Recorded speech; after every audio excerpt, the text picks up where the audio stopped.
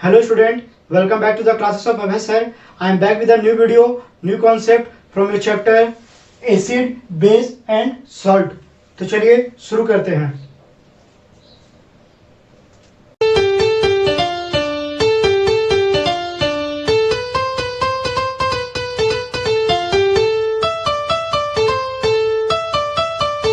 तो chapter start करने से पहले हमें ये जानना पड़ेगा कि जो एसिड है, बेस एंड सॉल्ट है, हमें पढ़ना क्यों जरूरी है. Why we need to understand the concept of acid, base and salt. तो देखिए होता क्या है कि केमिस्ट्री में क्या है, बहुत सारे कंपाउंड है और अगर हम हर एक कंपाउंड को अगर सेपरेट अगर स्टडी करते हैं तो हमारे लिए क्या होगा, बहुत ज़्यादा डिफिकल्ट होगा. इसलिए हम लोग क्या करते हैं, कंपाउंड को क्या करते हैं, ग्रुप बना देते हैं. ग्रुप कैसे बनाते हैं कि देखते हैं कि बहुत सारे कंपाउंड है, उसकी फिजिकल प्रॉपर्टी और केमिकल प्रॉपर्टी अगर सेम है तो उसको क्या किए, एक ग्रुप बना कर रख दिए. वैसा ही बहुत सारे और कंपाउंड देखते हैं कि उसका भी फिजिकल प्रॉपर्टी और केमिकल प्रॉपर्टी अगर सेम है तो उसको भी क्या किए, एक ग्रुप बनाकर उसको रख दिए. इससे क्या होता है, हमें स्टडी करना आसान हो जाता है. वैसे अगर हम बात करते हैं एसिड्स की, बेसिस की एंड सॉल्ट की, तो ये भी क्या है, एक तरह की ग्रुप है. ग्रुप बोलने का मतलब क्या कि एसिड्स में जितने भी कंपाउंड होंगे तो उसकी जो प्रॉपर्टी होंगी वो क्या होंगे, सेम होंगे. वैसा ही बेस की बात करते हैं तो बेस में भी जितने भी कंपाउंड होंगे उसके प्रॉपर्टी क्या होंगे, सेम होंगे. वैसे अगर सॉल्ट की बात करते हैं कि सॉल्ट में भी जितने भी कंपाउंड होंगे, उस ग्रुप में जितने भी कंपाउंड होंगे उसके प्रॉपर्टी क्या होंगे, सेम होंगे. अब मैं आपको बता दूं कि by the end of chapter we have to understood that chemistry is really a very interesting subject. बहुत ही क्या इंटरेस्टिंग सब्जेक्ट है और इसके क्या है, बहुत सारे प्रैक्टिकल एप्लीकेशन भी है. बहुत लोग बोलते हैं कि इसका प्रैक्टिकल एप्लीकेशन नहीं है, ऐसा नहीं है, है ना. तो चलिए हम बात करते हैं कुछ कंपाउंड की लेकर हम आपको समझाते हैं एसिड, बेस एंड सॉल्ट की. तो हम कुछ कंपाउंड का नाम लिख रहे हैं जो आप पहले भी जानते हैं, क्लास 8-9 में आप पढ़े हैं. सबसे पहले हम कंपाउंड का नाम लिख रहे हैं HCl, जो कि आप जानते हैं कि इसका नाम क्या है, हाइड्रोक्लोरिक एसिड. Hydrochloric acid. उसके बाद अगर हम लेते हैं HNO3, इसका भी आप नाम जानते होंगे, इसका नाम है नाइट्रिक एसिड. उसके बाद हम थर्ड में लेते हैं H2SO4, इसको हम बोलते हैं क्या, सल्फ्यूरिक एसिड. और भी बहुत सारे होंगे कंपाउंड. अब देखिए there are some important compound and you have remember them. अब देखिए क्या होता है, अगर हम तीनों कंपाउंड को अगर देखते हैं तो नाम से ही पता चल रहा है कि क्या ये एसिड है ना. Hydrochloric acid, nitric acid, sulphuric acid. लेकिन अगर ये एसिड है तो हम कैसे इसको बोल रहे हैं एसिड, इसमें क्या कॉमन है. तो अगर आप इसके फॉर्मूला को देखिएगा तो तीनों में क्या है कि देखिए हाइड्रोक्लोरिक एसिड में क्या है, H कॉमन है. नाइट्रिक एसिड में भी क्या है, H कॉमन है. सल्फ्यूरिक एसिड में भी क्या है, H कॉमन है ना. तो ऐसे बोलेंगे क्या, H कॉमन है. लेकिन देखिए होता क्या है, अगर हम बात करते हैं हाइड्रोक्लोरिक एसिड की, तो जो हाइड्रोक्लोरिक है वो क्या है, एक तरह का गैस है. गैस होता है क्या, रूम टेम्परेचर पे. लेकिन अगर हम हाइड्रोक्लोरिक एसिड को अगर हम वाटर में डिजोल्व करते हैं, तो देखिए होता क्या है, ये जिस आयन से मिलकर बना होता है उस आयन में क्या होता है, ब्रेक कर जाता है. H प्लस Cl माइनस में क्या करेगा, ब्रेक कर जाएगा. और ये जो H प्लस आयन होता है उसको बोलते हैं हम लोग हाइड्रोजन आयन. इसको क्या बोलेंगे हम लोग, हाइड्रोजन आयन. और ये जो प्रोसेस हो रहा है, इस प्रोसेस को क्या बोलेंगे कि ये क्या हो रहा है, यहाँ पर आयोनाइज हो जा रहा है या डिसोसिएट हो जा रहा है. अब देखिए उसके बाद क्या होता है कि ये जैसे ही H प्लस आयन में ब्रेक किया, अब इस H प्लस आयन को अगर हम वाटर के साथ अटैच करते हैं, अगर वाटर के साथ अटैच करेंगे तो ये बन जाएगा क्या, हाइड्रोनियम आयन, H3O प्लस. इसको क्या बोलते हैं हम लोग, हाइड्रोनियम आयन. तो आप समझ गए होंगे कि हम क्या बताना चाह रहे हैं.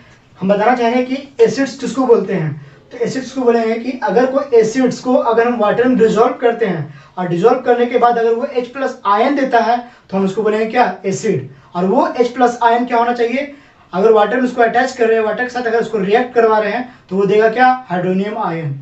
तो अगर आपसे कोई पूछता है कि एसिड्स क्या होता है तो आपको बताना पड़ेगा कि acids are compound which gives hydrogen ion in water solution. समझ में आया ना. तो ये बहुत सारे एग्जांपल है. ऐसा सिर्फ हाइड्रोक्लोरिक एसिड के साथ नहीं होता है, जितने भी एसिड है सबके साथ ऐसा होगा, और जिसके साथ ऐसा नहीं होगा वो एसिड कहलाएगा नहीं. देखिए अगर हम बात करते हैं नाइट्रिक एसिड की, HNO3 की, अगर हम इसको एक बार सॉल्यूशन अगर वाटर में डिसॉल्व करते हैं तो ये ब्रेक कर जाएगा किसमें, H प्लस प्लस क्या NO3 माइनस में ये ब्रेक कर जाएगा। वैसे अगर हम सल्फ्यूरिक एसिड की बात करते हैं H2SO4 की, तो देखिए H2SO4 में भी क्या होगा, यहाँ पर कितने हैं, 2 हाइड्रोजन है, तो ये 2H प्लस सल्फेट यहाँ पर है, तो ये ब्रेक कर जाएगा SO4 2 माइनस में। तो यहाँ पर भी देखिए हाइड्रोजन आयन हुआ, यहाँ पर भी हाइड्रोजन आया है। फिर ये हाइड्रोजन आयन को क्या करेंगे, फिर वाटर के साथ अटैच करवाएंगे और वो बना देगा क्या, हाइड्रोनियम आयन। तो आपको समझ में आ गया होगा एसिड्स को बोलेंगे। ठीक, अब आप इसका स्क्रीनशॉट ले लीजिए। समझने के लिए हम एग्जांपल के थ्रू आपको समझा रहे हैं। यहाँ पर हम अब बात करते हैं बेस की। आप इसका स्क्रीनशॉट ले लीजिए। अब हम देखते हैं बेस किसको बोलेंगे। तो देखिए हम कुछ बेस का एग्जांपल लिखते हैं। जैसे सपोज कीजिए हम बात कर रहे हैं NOH की, इसका भी जानते होंगे आप नाम, इसका नाम है क्या, सोडियम हाइड्रोक्साइड। Sodium hydroxide. उसके बाद हम ले रहे हैं potassium hydroxide. Potassium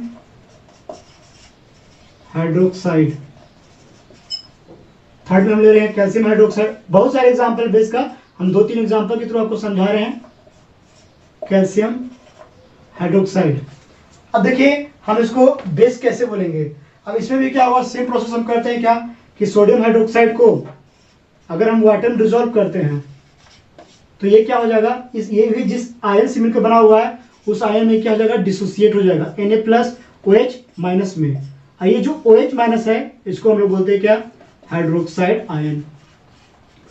hydroxide ion है ना। अब देखिए बेस को बोलेंगे, बेस को बोलेंगे कि जितना भी बेस है अगर हम उसको वाटर में डिसॉल्व कर रहे हैं और डिसॉल्व करने के बाद अगर वो हाइड्रोक्साइड आयन दे रहा है तो उसको बोलेंगे कि हम क्या, बेस है। वैसे अगर हम बात करते हैं इसकी पोटासियम हाइड्रोक्साइड की, तो KOH, तो इसमें भी सेम प्रोसेस होगा। ये ब्रेक कर जाएगा किसमें, K प्लस क्या, OH माइनस में ब्रेक करेगा। कैल्शियम हाइड्रोक्साइड की बात करते हैं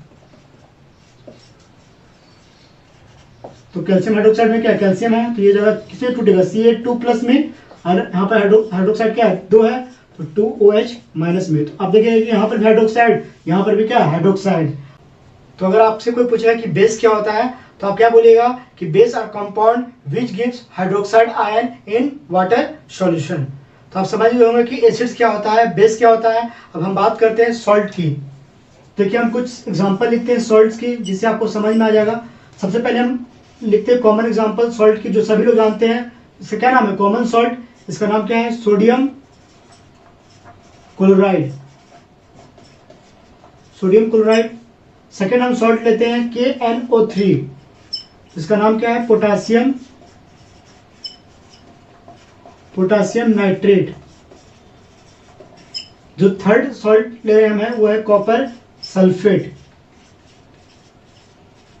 कॉपर सल्फेट है ना। और भी बहुत सारे सॉल्ट हैं। तो देखिए हम इसको सॉल्ट क्यों बोल रहे हैं, सोडियम क्लोराइड हो गया, पोटासियम नाइट्रेट हो गया, कॉपर सल्फेट हो गया, तो हम इसे सॉल्ट क्यों बोल रहे हैं। तो देखिए हम आपको एग्जांपल के थ्रू समझा रहे हैं, आप ध्यान से देखिएगा। अगर हम बात करते हैं HCl की, तो आप जानते हैं कि HCl क्या है, एक तरह का एसिड है। अब देखिए क्या होगा, अगर हम आपसे पूछते हैं कि HCl से अगर हमको सोडियम क्लोराइड बनाना होगा तो आप कैसे बनाइएगा। तो यहाँ से क्या करना पड़ेगा, हमको हाइड्रोजन को क्या करना पड़ेगा, रिमूव करना पड़ेगा, और उसके जगह में क्या ऐड करना पड़ेगा, सोडियम ऐड करेंगे तो बन जाएगा क्या, NaCl। अगर वैसे ही हम बात करते हैं नाइट्रिक एसिड की, HNO3 से अगर हम पोटासियम नाइट्रेट बनाना होगा तो यहाँ पर भी क्या करना पड़ेगा, हमको हाइड्रोजन को रिमूव करना पड़ेगा और पोटासियम को क्या करना पड़ेगा, ऐड करना पड़ेगा, है ना। अगर हम बात करते हैं सल्फ्यूरिक एसिड की, H2SO4 की, तो यहाँ पर भी अगर हम सल्फ्यूरिक एसिड से अगर कॉपर सल्फेट बनाना है तो हाइड्रोजन को यहाँ से रिमूव करेंगे और उसको हम क्या करेंगे, अटैच करेंगे कॉपर की। तो आप समझ गए होंगे कि सॉल्ट किसको बोलेंगे।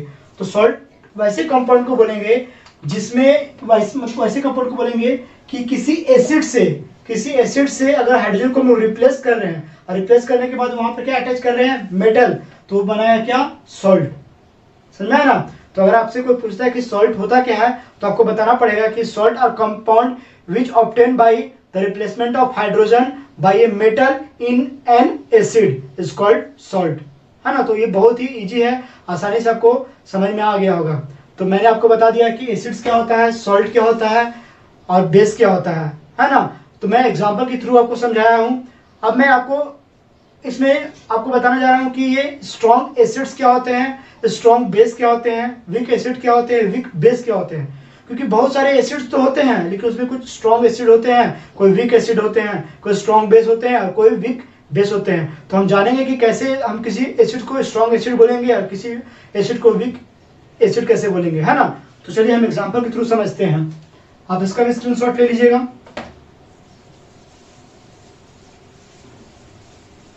देखिए हम कुछ एग्जांपल के थ्रू आपको समझाते हैं। सबसे पहले हम लोग पढ़ना है स्ट्रॉन्ग एंड वीक।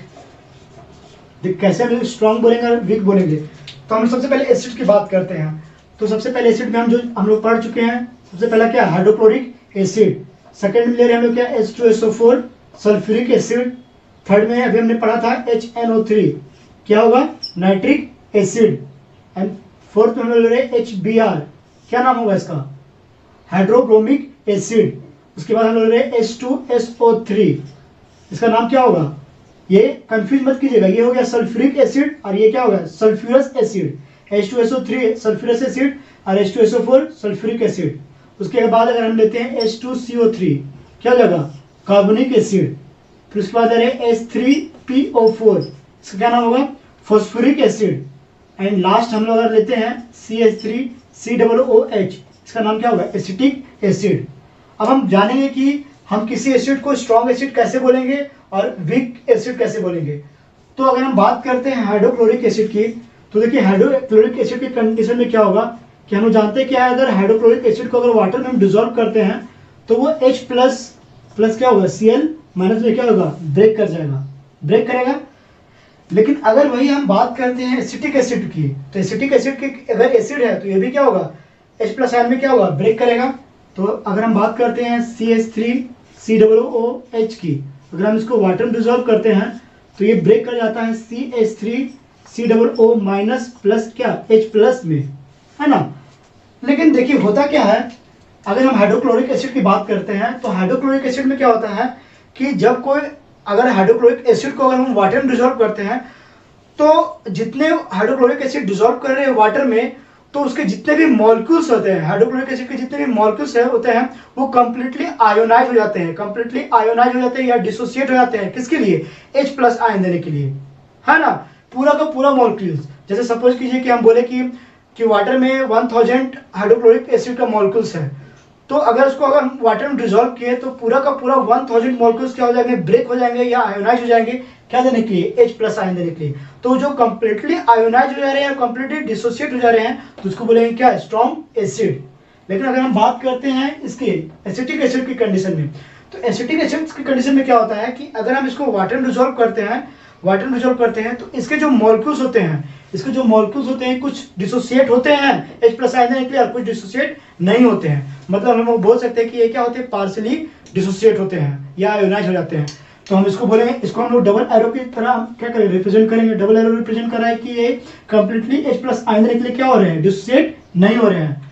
तो अगर आपसे कोई पूछता है कि स्ट्रॉन्ग एसिड किसको बोलते हैं और वीक एसिड किसको बोलते हैं, तो स्ट्रॉन्ग एसिड वैसे एसिड को बोलेंगे कि अगर उसको वाटर में डिजोल्व करेंगे और वाटर में डिजोल्व करने के बाद वो कंप्लीटली डिसोसिएट हो जाएगा या आयोनाइज हो जाएगा H प्लस आयन देने के लिए, तो उसको बोलेंगे स्ट्रॉन्ग एसिड। और वीक एसिड उसको बोलेंगे जो पार्शियली आयोनाइज हो जाएगा, पार्शियली आयोनाइज होगा या डिसोसिएट होगा, किस क्या देने के लिए, H प्लस आयन देने के लिए, तो that is called weak acid, है ना। तो ये आपको आसानी से समझ में आ गया होगा, बस इतना याद रखना है आपको। वैसा ही होगा किसकी कंडीशन में, बेसिक कंडीशन में। इसका भी आप स्क्रीनशॉट ले लीजिए। देखिए अगर हम बात करते हैं यहाँ पर, यहाँ से HCl हो गया, ये सब होंगे स्ट्रॉन्ग एसिड, और बाकी यहाँ पर जो ये सब हुए ये होंगे आपका क्या, वीक एसिड्स। और भी बहुत सारे एसिड हैं, आपको हम कुछ एग्जांपल के थ्रू आपको समझा रहे हैं, ठीक। उसके बाद हम बात करते हैं बेस की। आपका इसका स्क्रीनशॉट ले लीजिए। हम कुछ बेस के एग्जांपल ले रहे हैं जो आप जानते हैं। सबसे पहले हम लेते हैं सोडियम हाइड्रोक्साइड, सेकेंड लेते हैं पोटासियम हाइड्रोक्साइड, लिथियम हाइड्रोक्साइड, उसके बाद कैल्शियम हाइड्रोक्साइड, उसके बाद MgOH2 मैग्नीशियम हाइड्रोक्साइड, उसके बाद NH4OH अमोनियम हाइड्रोक्साइड।